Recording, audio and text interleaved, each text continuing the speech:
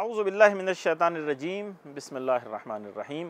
تمام تعریفیں خدائے وحدہ لا شریک کے لیے اور درود و سلام حضرت محمد مصطفیٰ صلی اللہ علیہ وآلہ وسلم اور آپ کے آل پاک پر۔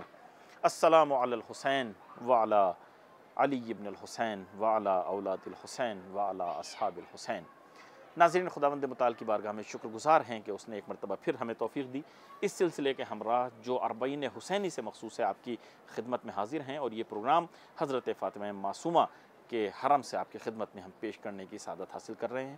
آپ کو پروگرام میں خوش آمدید عرض کرتے ہیں، اور آپ جہاں کہیں بھی ہمارا پروگرام دیکھ رہے ہیں، آپ تمام ناظرین کی خدمت میں دل کی گہرائیوں سے ہدیہ سلام پیش کرتے ہیں۔ اور یہ جو یعنی غم کے ایام ہیں، 40 حسینی کے ایام ہیں، اور اسرائے کربلا کی اسارت کے ایام ہیں، ان کی مناسبت سے آپ تمام ناظرین کی خدمت میں تعزیت اور تسلیت پیش کرتے ہیں۔ ناظرین، امام حسین علیہ السلام نے روز عاشور اپنی قربانی پیش کی، اور شہدائے کربلا نے اپنی جان کا نذرانہ خداوند متعال کی بارگاہ میں پیش کیا، لیکن اس کے بعد کی جو ذمہ داری تھی وہ اسرائے کربلا نے ادا کی ہے۔ اسرائے کربلا نے اس مشن حسینی کو ایک عالمی مشن اور عالمی تحریک کی صورت دی ہے۔ آج اگر انسان اسلام سے آشنا ہے، دیکھیے اسلام کے لیے میں کہہ رہا ہوں کہ اسلام اگر بچا ہے، اسلام کو اگر کوئی جانتا ہے تو وہ امام حسین علیہ السلام کی شہادت اور جناب زینب اور اسرائے کربلا کی اسارت کا نتیجہ ہے۔ جناب زینب کبریٰ کو خداوند متعال نے ایک خاص مشن کے لیے اس کائنات میں بھیجا تھا، اور یہی وجہ ہے کہ خود حسنین کریمین چونکہ معرفت رکھتے تھے اس بی بی کی کہ خدا نے اس کو کیوں بھیجا ہے، اسی لیے وہ مقام دیتے تھے جناب زینب کو، ورنہ عقل انسانی حیران ہے کہ ایک معصوم غیر معصوم کا اس طرح سے احترام کرے۔ جناب آیت اللہ نعمت اللہ جزائری تحریر فرماتے ہیں کہ جناب زینب کبریٰ جس وقت حسنین کریمین کے پاس تشریف لاتی تھی تو آپ ان کے احترام میں کھڑے ہو جاتے تھے۔ اگر قرآن کی بھی تلاوت کر رہے ہوتے تھے تو قرآن کو بوسہ دے کر ایک طرف رکھتے تھے اور ان کے احترام میں کھڑے ہو جاتے تھے۔ اور کسی شاعر نے اس کو اس طرح سے بیان کیا، وہ کہتے ہیں کہ بی بی ان سے جب کہتی تھی کہ نہیں آپ تو بڑے ہیں، آپ معصوم ہیں، آپ میرے بڑے بھائی ہیں، آپ مجھے جو ہے کیوں مجھے اس طرح شرمندہ کرتے ہیں، تو پھر جواب جو معصوم دیتے تھے دونوں حسنین کریمین فرماتے تھے کہ فرمایا جب سے اٹھ گئیں زہرائے باکرم، فرمایا جب سے اٹھ گئیں زہرائے باکرم، اس دن سے تم کو ماں کی جگہ مانتے ہیں ہم۔ زینب تم ہمارے لیے ماں کا مقام رکھتی ہو۔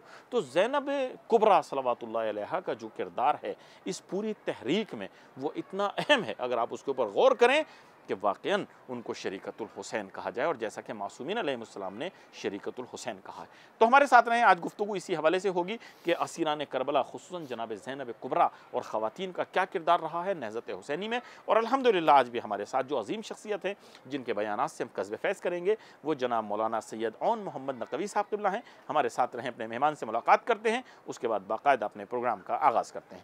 قبلہ السلام علیکم۔ علیہ السلام ورحمۃ اللہ۔ قبلہ بہت شکر گزار ہیں، ایک مرتبہ پھر آپ تشریف لائے، آپ نے ہمارے پروگرام کے لیے وقت نکالا، پروگرام میں آپ کو خوش آمدید عرض کرتے ہیں، سلامت رہیں۔ اور اسی طرح جو یہ ایام ہیں ان کی مناسبت سے تعزیت اور تسلیت پیش کرتے ہیں۔ آپ کی خدمت میں اور ناظرین کی خدمت میں بھی تسلیت پیش کرتا ہوں۔ جی قبلہ، جیسا کہ میں نے ابھی یہ ناظرین کی خدمت میں بھی عرض کیا اور اس سے پہلے بھی ہم نے اشارہ کیا تھا، اور ایام بھی انہی ذوات سے مخصوص ہیں کہ جو اسرائے کربلا ہیں، انہوں نے جو زحمات برداشت کی ہیں واقعاً شہادت سے کم نہیں ہے۔ امام حسین علیہ السلام کا اور شہدائے کربلا کا شہید ہو جانا شاید وہ کبھی کبھی کم نظر آتا ہے ان مصائب کے مد مقابل جو جناب زینب اور دوسرے مخدرات عصمت و طہارت کے اوپر شام اور کوفے میں رونما ہوئے ہیں۔ جیسا کہ خود امام سجاد علیہ السلام بھی بار بار جب پوچھا جاتا تھا آپ پر کہاں زیادہ اذیتیں پڑی، کہاں پر زیادہ مصائب پڑے، تو آپ کہتے تھے الشام الشام الشام۔ تو ہم آپ سے یہی جاننا چاہیں گے کہ جناب زینب کبریٰ صلوات اللہ علیہا جن کو شریکت الحسین کہا گیا ہے، تو ایک تو یہی کہ بی بی کو شریکت الحسین کیوں کہا جاتا ہے، اس حوالے سے آپ روشنی ڈالیں، انشاءاللہ اس کے بعد آپ کی خدمت میں ہیں، آپ سے انشاءاللہ سوالات کا سلسلہ جاری رہے۔ بسم اللہ الرحمن الرحیم وبہ نستعین وہو خیر ناصر ومعین وصلی اللہ علی محمد واہل بیتہ الطاہرین۔ دیکھیے، میں اپنے بیان کو ایسے شروع کرتا ہوں، کسی بھی تہذیب جی اور کسی بھی نہضت کو باقی رکھنے کے لیے اس کے مفسر کا ہونا ضروری ہے۔ جی دیکھیے، میں آہستہ آہستہ آپ کی خدمت میں، چونکہ اس بات کو سمجھنا بہت ضروری ہے۔ بالکل پیغمبر اسلام مکتب اسلام لے کر آئے، لیکن جہاں جہاں پر پیغمبر اسلام مکتب اسلام کو پا رہے تھے اللہ کی طرف سے اور نشر کر رہے تھے، ساتھ میں مفسر مکتب اسلام کی بھی تربیت کر رہے تھے۔ جی اور جتنی مکتب جتنا بڑا ہوگا اس کا مفسر بھی اتنے بڑا ہونا چاہیے۔ بالکل، ہم کہہ سکتے ہیں کتاب اور معلم خود کتاب جو ہے وہ اتنا اپنے آپ کو نہیں پہچانوا سکتی جب تک اس کا معلم نہ ہو، معلم قوی نہ ہو، وہ لیکن جتنا قوی ہوگا بقا، اتنی کسی بھی مکتب کی بقا کے لیے اس کا مفسر اور حافظ کا ہونا ضروری ہے۔ بے شک اگر اسلام آتا وحی کے ذریعے سے اور مفسر اسلام کی پیغمبر اسلام تربیت نہ کرتے جی تو اسلام ختم ہو جاتا۔ تو پیغمبر اسلام نے، میں دوسری مثالیں بھی دوں، آپ ہم لوگ حوزے میں رہتے ہیں، پڑھتے ہیں، جی مثلا ایک مکتب فلسفی شروع ہوتا ہے، مثلا فرض کریں ابو علی سینا ہمارے اسلام کے جی بہترین فلسفر، مایہ ناز شخصیت، بے شک لیکن انہوں نے شاگرد تربیت کیا مفسر کے نام سے مکتب کی، جی تو آج وہ مکتب چل رہا ہے، مشا بل مشا، بالکل جبکہ چودہویں صدی سے شروع ہوا تھا، جی بالکل 14 صدی سے، چونکہ قرن چہارم میں آئے تھے، بالکل لیکن آج 1000 سال ہو گئے چل رہا ہے۔ جی لیکن ابن رشد جی اس نے بھی ایک فلسفے کا مکتب رکھا ہے، لیکن تربیت نہیں کی تھی مفسر کی، صحیح تو جیسے خود چلے گئے اور مفسر نہیں تھا تو مکتب بھی ختم ہو گیا۔ بالکل تو کسی بھی مکتب کی بقا کے لیے اس کا مفسر و محافظ کا ہونا ضروری ہے۔ جی پیغمبر اسلام نے چونکہ جانتے تھے اسلام کی بقا کے لیے ایک مفسر کی تربیت کر رہے تھے حضرت علی علیہ السلام، جی اور تربیت اس طریقے سے کر رہے تھے کہ علی تسمع ما اسمع و ترى ما ارى، اے علی جو میں دیکھ رہا ہوں وہ تم دیکھ رہے ہو، جو میں سنتا ہوں وہ تم سنتے ہو۔ جی صحیح تفسیر اسی وقت کر سکتا ہے جب جس کا مکتب ہے جیسے وہ دیکھ رہا ہے ایسی وہ دیکھے، اللہ اکبر جیسے وہ سن رہا ہے ایسی وہ سنے۔ بے شک اس کو کہتے ہیں شریک مکتب، جی اس کو کہتے ہیں کیا؟ شریک مکتب۔ اگر مفسر ضعیف ہو مکتب ضعیف ہو جاتا ہے، جی لیکن اگر مفسر بھی مکتب کے اعتبار سے قوی ہو جی تو مکتب کبھی بھی قوی ضعیف نہیں ہوتا۔ صحیح۔ صحیح ہو گیا نا؟ تہذیبیں بھی ایسی ہیں، مکتب و تہذیب و نہضت، یعنی ہم اس کہہ کے سکتے بقا ہیں کے کہ لیے حضور نے جو خود تعارف بھی کرایا تو مولائے کائنات تو ایک مصداق کے طور پہ ہیں، ورنہ اہل بیت، قرآن اور اہل بیت، سیم ایسے ہی ہے، اہل بیت انی کے تارکن گھرانے، فیکم الثقلین، بالکل بالکل جی بالکل یہی سب کے بارے میں یہی فرمایا کہ جی سب مفسر ہیں، بے شک سب مفسر و محافظ مکتب ہیں۔ بس اگر مکتب ہو اور تہذیب ہو، نہضت ہو، لیکن اس کا کوئی مفسر نہ ہو جی جو صحیح تفسیر کرتا ہو صحیح تو ختم ہو جاتا ہے۔ بے شک صحیح ہو گیا؟ چاہے اسلام ہو، آپ کسی بھی مکتب کو اٹھا لو، اگر آپ سے پوچھا جائے کہ مکتب مسیحیت کیوں مشکلات ہوئی ہیں، چونکہ مفسر اس کے حوارین کے بعد ضعیف ہو گئے تھے۔ صحیح کیوں ہارون کے زمانے میں 40 دن کے لیے جناب موسیٰ کوہ طور پر گئے اور لوگ جو منحرف دو تقسیم ہو گئے تھے ادھر وہ ادھر، گوسالہ پرست ہو گئے، چونکہ مفسر تنہا رہ گئے تھے۔ تنہا رہ گئے تھے، صحیح ہے نہیں؟ بالکل معاشرے میں مفسر اور محافظ کا ہونا ضروری ہے جی جو اس مکتب کی حفاظت کرے بالکل اور اس کو صحیح تفسیر کرے۔ کربلا ایک مکتب فکر ہے، ایک نہضت الہی ہے بے شک جس کی بنیاد قرآن ہے اور اسلام ہے۔ اس کربلا جو مکتب فکر ہے جی اور ایک نہضت الہی ہے، اس کے لیے ایک مفسر کا ہونا ضروری ہے، اور ایک ایسا مفسر ہو جو شریک ہو، اور جو معیار میں نے شریک ہونے کا بتایا تھا جی وہ معیار یہ تھا کہ صاحب مکتب جو دیکھ رہا ہے وہ بھی دیکھے، لیکن جو قبلہ یہاں پہ صاحب مکتب سن رہا ہے وہ بھی سنے۔ ایک سوال یہاں پہ پیدا ہوگا نا کہ مثلا ادھر امام حسین علیہ السلام ہے جو معصوم ہے، مولائے کائنات اور نبی اکرم صلی اللہ علیہ وسلم کے یہاں دونوں ہی درجہ عصمت پر فائز ہیں، بالکل اور وہ عصمت جو عہدہ ہے، خالی ہم یہ نہیں کہہ سکتے جیسے جناب عباس ہیں اور جناب زینب یہ بھی کردار کے اعتبار سے معصوم ہیں، عصمت میں کوئی شک نہیں ہے، بلکہ علامہ مامقانی تو بہت انہوں نے جو دلائل بیان کی ہیں، لیکن میں عرض کر رہا تھا کہ عہدے کے اعتبار سے وہ اس عصمت کے اوپر ہیں۔ میں دیکھیں یہ جناب زینب کبریٰ، جی دیکھیں جب خطبہ دیا آپ نے کوفے میں، جی اور خطبہ دینے کے بعد پہلی بات تو مقام زینب کبریٰ کو اگر دیکھنا چاہتے ہیں آپ، کربلا سے کوفہ، کوفے سے شام تک، وہاں سے سمجھ میں آئے گا یہ علم لدنی رکھتی ہیں۔ بے شک دیکھیے زینب کبریٰ عالمہ غیر معلمہ ہے، بالکل بحمد اللہ۔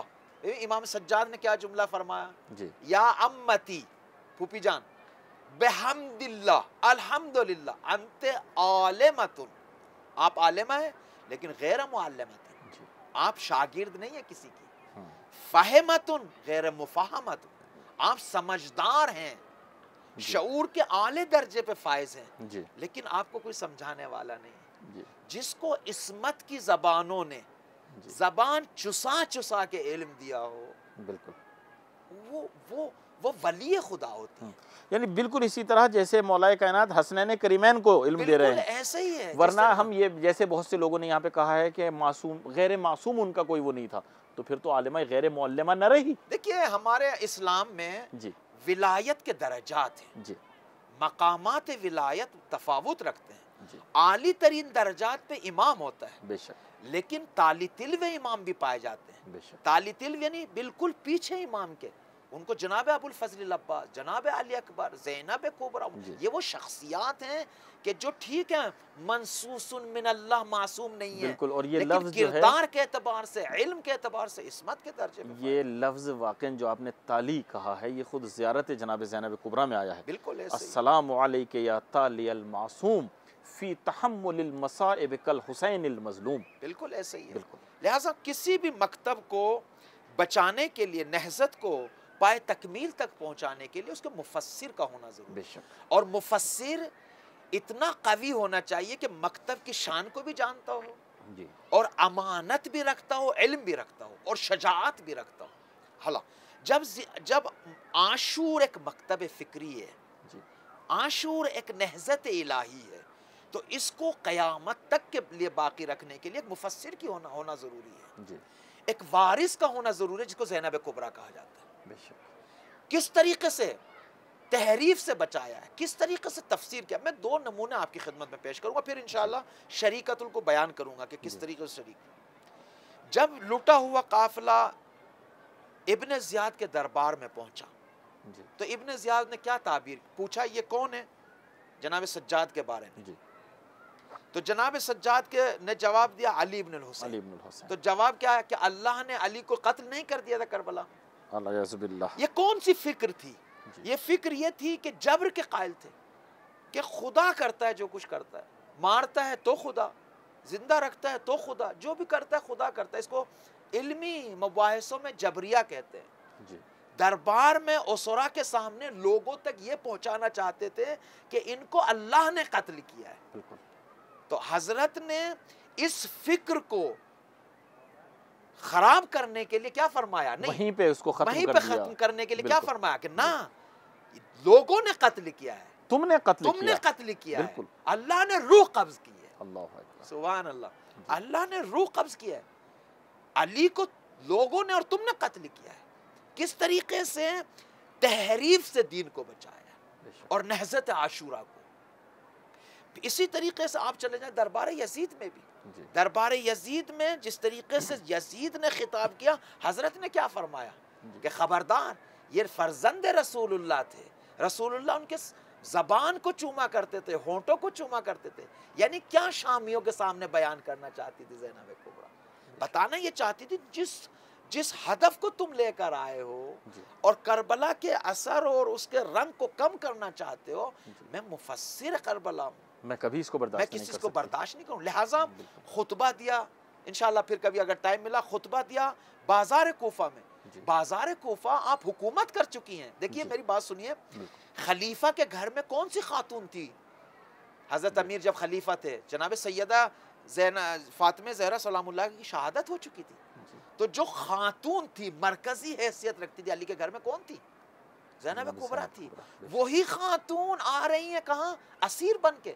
کس طریقے سے اللہ اکبر، یہ واقعاً انسان اگر سوچتا ہے تو رونگٹے کھڑے ہو جاتے ہیں۔ یہ رومٹے کھڑے ہو جاتے ہیں۔ اور پھر خطبے کو کیسے شروع کیا؟ بالکل، تعریف و ثنا اور حمد الہی کے بعد۔ ہم اگر اپنے اعتبار سے دیکھیں، معاف کیجیے گا، کہ ایک اگر جو پردہ نشین خاتون ہے، اگر اس کو کہیں بازار میں یا باہر لے آیا جائے تو وہ زبان نہیں کھول سکتی، بالکل اس کے اوپر جو پہاڑ ٹوٹ پڑا ہے بے پردگی کا، یعنی واقعاً وہ اس لائق نہیں رہتی، لیکن کیا جناب زینب نے کردار ادا کیا۔ اس کا جو آپ فرما رہے ہیں، اس کے جواب میں جی ایک آیت اللہ صادقی آیت اللہ حسین آغا صادقی، یہ علامہ طباطبائی کے شاگرد تہران میں رہتے تھے۔ جی جی علامہ ان کے والد کا واقعہ ہے شاہ کے زمانے میں، جی تو شاہ نے ان کو میسج بھیجا ہے کہ تم ایک مجلس میں آؤ اپنی ناموس کو بغیر پردے کے حجاب کے لے کر. اللہ اکبر. تو انہوں نے کہا کہ یہ نہیں ہو سکتا, خبردار.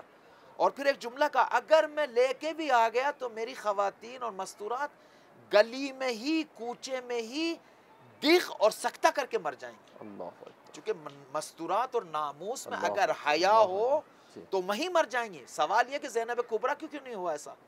اس لیے کہ مشیت الہی تھی, ان کو ایک خاص کردار ادا کرنا کہ تھا. خاص اللہ کی طرف سے مشیت, اور زینب کبریٰ جانتی تھی اللہ کی طرف سے ذمہ داری ہے اس مشن کو آگے بڑھانا. پھر حضرت نے خطبے میں کیا جملہ فرمایا کہ تمہاری مثال کوفے والو اس خاتون احمق کی طرح ہے. خطبے کے شروع میں اس خاتون کی طرح ہے کہ جو پورے دن ان دھاگوں سے کچھ کپڑا کچھ چیز بنتے ہیں, پھر شام کو اس کو کھولنے بیٹھ جاتے ہیں. اللہ اکبر. آپ نے فرمایا تم لوگوں نے وعدہ کیا, عہد کیا, ولا کیا, سب توڑ کے بیٹھ گئے ہو. تم احمق کی طرح ہو. جو لوگ اسلام پر کے پائبند ہوں, اسلام کے اقدار کو مانتے ہوں, ان کے کردار میں یہ نہیں ہونا چاہیے. اور تمہیں حضرت نے فرمایا تمہیں زندگی بھر رونا چاہیے, تمہیں کبھی خوشی نہیں منانا چاہیے. تم نے فرزند رسول کو قتل کیا, فرزند زہرا کو قتل کیا. اس میسج کو مفسر فقط پہنچا سکتا ہے. قبلہ ایک سوال میں یہاں پہ کرنا چاہوں گا. کچھ شاید روایات بھی اس طرح کی ملتی ہیں, یا مثلا ذاکرین کی اور علماء کی زبان سے بھی سننے کو ملتا ہے کہ امام حسین علیہ السلام جس وقت روز عاشور رخصت ہو کے جا رہے ہیں, سب سے زیادہ بیتاب جو ہیں وہ جناب زینب ہیں. بالکل. اس لیے کہ وہ یعنی بقیہ پنجتن کہہ لیجئے. خود جناب زینب نے کہا کہ بقیت و جدی و ابی و امی و اخی, یعنی امام حسین علیہ السلام, چونکہ امام حسین علیہ السلام کے وجود سے ڈھارس ہے جناب زینب کو کہ میرے بابا بھی ان میں ہیں, میرے نانا بھی ہیں, میری مادر گرامی بھی, میرے بھائی بھی, سب کی نشانی ہے. ٹھیک ہے. اب جو امام حسین علیہ السلام جا رہے ہیں تو اب جناب زینب سب سے زیادہ بیتاب ہیں. اور وہی جو جدائی کا منظر تھا, محلن محلہ ابن زہرا, اور اس وقت یعنی ملتا ہے کہ شاید امام حسین علیہ السلام نے کچھ وہاں پہ اپنی ولایت کے ذریعے, یعنی ایک اس کے ذریعے بھی ایک دلاسا دیا, یا مثلا کوئی دعا پڑھی, اس کے بعد وہ جو بیتابی وہ ختم ہو جاتی ہے, کم ہو جاتی ہے. اس طرح کا کچھ. جی بالکل ایسا ہی میں اس کو بیان بھی کرنا چاہ رہا تھا. کربلا میں جہاد میں کس طریقے سے مستورات نے مدد کی ہے, کس طریقے سے زینب کبریٰ زینب کبریٰ سلام اللہ علیہا شہداء کو تیار کرتی تھی. یعنی تیار, جس طریقے سے وہاب کی بیوی, وہاب کی ماں, جس طریقے سے زہیر کی بیوی فلاں, یہ مستورات اس پورے مشن میں شریک ہیں. زینب کبریٰ کا کردار سب سے بلند ہے. کس طریقے سے اپنے بیٹوں کو تیار کر رہی ہیں, کیسے بھتیجوں کو تیار کر رہی ہیں, قربانی کے لیے, جہاد کے لیے, دین کے لیے, فداکاری کے لیے زینب کبریٰ تیار کر رہی ہیں. لیکن بلاخر احساسات اپنی جگہ ہیں, عواطف اپنی جگہ ہیں. محلن محلہ ابن زہرا, اور جا کے باہوں میں لے لیا. اسرا عاشور کا واقعہ ہے, لیکن پھر بھی بھیا نے کہا زینب کبریٰ تمہاری ذمہ داری ہے, تمہیں اللہ کی طرف مشیت خدا یہ ہے کہ تمہیں مفسر بنایا کربلا کا, تمہیں کربلا کو قیامت تک کے لیے عالمی بنانا ہے, تمہاری ذمہ داری ہے. لہذا زینب کبریٰ سلام اللہ علیہا نے اسی پر. اب میں آتا ہوں اس کی طرف کہ شریک کس کو کہتے ہیں. شریک دیکھیں, بس ہر نہضت کو باقی رکھنے کے لیے, کسی بھی تہذیب, کسی بھی مکتب کو باقی رکھنے کے لیے مفسر کا ہونا ضروری ہے. اگر واقعا کربلا کے مفسر اس شان و شخصیت کی شخصیات نہ ہوتی تو کربلا اس رنگ میں نہ ہوتا, کربلا عالمی نہ ہوتا. تو اس کا مطلب یہ کہ زینب کبریٰ کی شان سمجھ میں آتا ہے. دوسری بات یہ ہے کہ شریکت الاسم. دیکھیے امام جناب زینب کبریٰ کا ایک لقب ہے عقیلۃ بنی ہاشم. عقیل بنی ہاشم کس کو کہتے ہیں؟ دیکھیے ایک انسان, ایک بچہ جب آہستہ آہستہ رشد کرتا ہے, وہ جب رشد کر جاتا ہے, بالغ ہو جاتا ہے, تو کبھی عقل سے کام لیتا ہے, کبھی عقل سے کام نہیں لیتا. اس کو کہتے ہیں عاقل. عاقل یعنی عقل رکھتا ہے یہ, لیکن کبھی عقل کے مطابق عمل کرتا ہے, کبھی عقل کے مطابق عمل نہیں کرتا. لیکن ایک انسان اتنا رشد کرتا ہے کہ عقل اس کے وجود کا حصہ ہو جاتا ہے, تو اب اس کو عاقل نہیں کہتے. یعنی کوئی بھی عمل اس کا جو ہے وہ عقل سے ہٹ کے نہیں, عقل سے ہٹ کے نہیں ہوتا کوئی عمل. اس کو کہتے ہیں عقیل. اس کو کیا کہتے ہیں؟ عقیل, کہ جس کا ہر عمل عاقلانہ ہو, عقل کے مطابق ہو. ٹھیک ہے. ایک مرتبہ ایسا ہوتا ہے اس کا وجود عین عقل ہو جاتا ہے, عین عقل اس کا وجود, اس کو کہتے ہیں عقیلہ. عقیل, اس کو آخر میں تا لے کے آتے ہیں, اس کو علمی زبان میں کہتے ہیں مبالغہ. عقیلۃ بنی ہاشم. لہٰذا عقل کی تعریف کیا ہے؟ عقل کی تعریف کیا ہے؟ عقل ما یعبد بہ ما عبد بہ الرحمن واختصب بہ الجنان، عقل یعنی رحمان کی بندگی. لہٰذا کربلا کے کسی قدم پہ آپ دیکھ نہیں سکتے زینب کبریٰ کا کوئی عمل غیر بندگی ہو. عبادتیں کر رہی ہیں. امام سجاد سے نقل ہے کہ شام غریبہ میں میری اپنی پھوپھی کو دیکھا بیٹھ کے نماز پڑھ رہی ہیں. امام حسین علیہ السلام نے فرمایا کہ نماز شب میں بھائی کو فراموش نہ کرنا کسی بھی ہر قدم پہ. یعنی کیا؟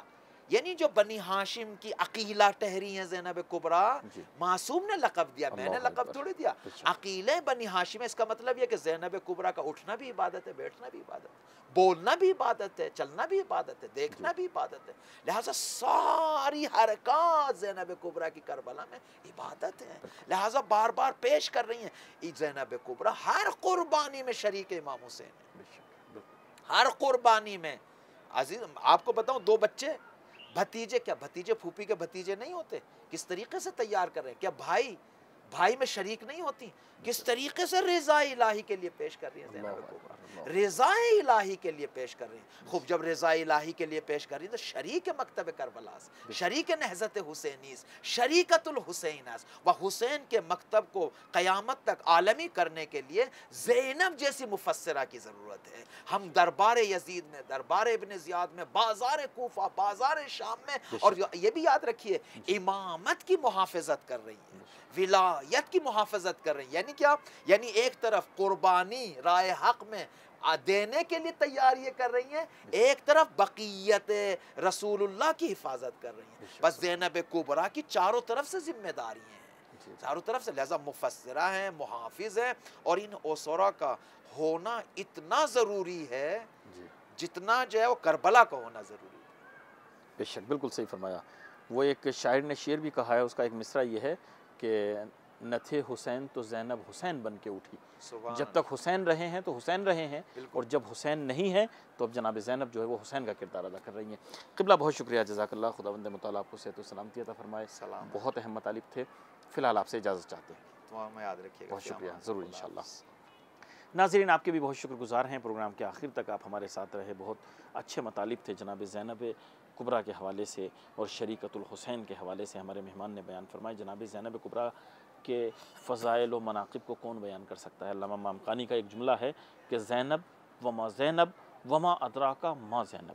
جس طرح سورہ قدر میں وہ ہے نا کہ وما ادراکا ما لیلۃ القدر، کہ تم لیلۃ القدر کی حقیقت کو درک کر ہی نہیں سکتے. اسی طریقے سے علامہ مامقانی اسی چیز کی طرف اشارہ کرتے ہیں کہ انسان جو ہے جناب زینب کبریٰ کی حقیقت کو درک کر ہی نہیں سکتا.